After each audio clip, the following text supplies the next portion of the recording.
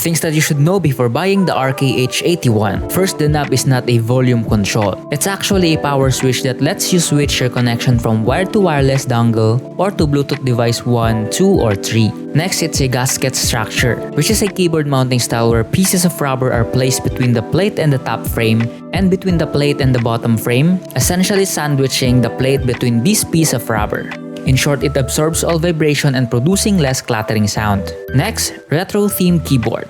With thick PBT keycaps, washing machine knob, heatsink design, and keycaps color palette.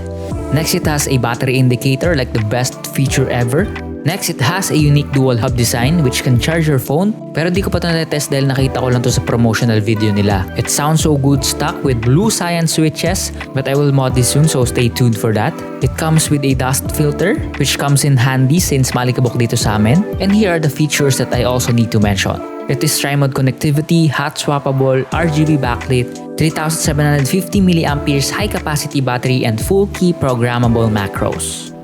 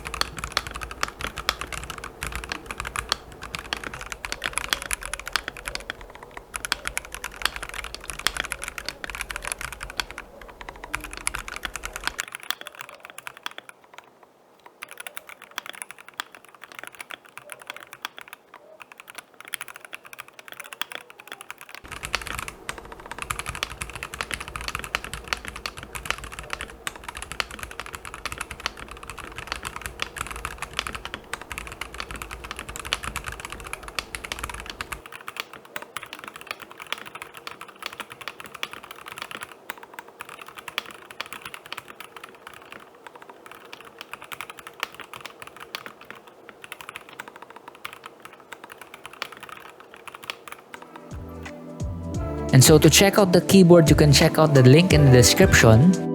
And as always, this is Jai and thank you guys for watching.